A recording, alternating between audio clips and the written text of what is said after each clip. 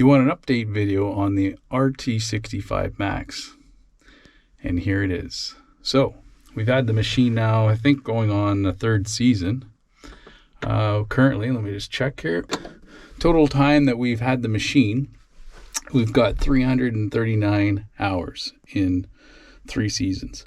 So you can tell that the machine is basically a backup to the RT60, because the RT60 has been racking up the hours. It's got, in the last season alone, it's racking up about 400 to 500 hours a season. The RT65 is just not what the machine that the RT60 has been. And the real main reason is because the RT65 is basically a bloated skid steer. Now, don't get me wrong, it may be better for some other applications. Like, I'll use the RT65 on a dusty, dirty job that has to be done because the cab is sealed and air conditioned. So that's really the only advantage that it has over the RT60. It's also good if you're a bigger operator. It's got more space. But the problem that it has, even though it's almost falls within the same footprint of the RT60, is that it's really bulbous on the top corners here. So over here, and basically the other one, the RT60, fits like a glove. So it's more compact. Even though the track width is the same from one side to the other, it just doesn't have all this big arm in the way. So you can actually see better, I find, out of the RT60, even though it's got the big cage. The nice thing about the RT60 is that the ass end, or the rear end, doesn't hang out, or it hangs out, but it's built, it's like a counterweight. So basically you can hit a tree and you're not going to damage your machine. This thing, on the other hand, I've hit a lot of stuff with it, and it's scary because it's all fiberglass. So if you hit that, you're causing thousands of dollars of damage. And that's the biggest concern in using it in the application that I am, which is in between houses, tight quarters. It's just not the best machine for the job. Now, open fields, dusty, if I'm doing a grading job and it's like a yard, doesn't have a lot of trees, I'm using this machine because it's a lot more comfortable. It's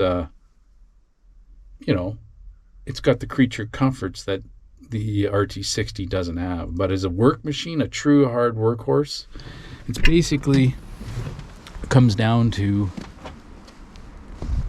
let's have a look here. So it's been relatively relegated to snow removal, and you can see that over 2 seasons it's already started to peel, and you can see that they don't prime it. They just powder coat it. So that, a good machine, if you're gonna have a decent paint job, you're gonna want a good urethane primer or some type of primer underneath that's going to bond to the bare metal. And it just looks like they painted right over bare metal, because I really don't see any primer in there. I just see it pulling through the black paint. So all in all, I think they could they could step up their game on the paint job. So the RT60 or the PT60 that I had, I actually sandblasted it, urethane primered, and painted it again. It never rusted. Mind you, it didn't really work it that hard either. But it's a really good snowblower, and it's a really good grading machine on a open property. But like I said, the biggest problem I find, yes, you can see out of it, but this is just hanging out in the wind. You can't really, if you hit something with this, and you can see we've come close, got a few scratches, could have been branches, but I think I've actually nipped a few things with it, but nothing serious. But if you do hit something, you're going to do some serious damage. The PT60 or the RT60, you're not going to have that problem.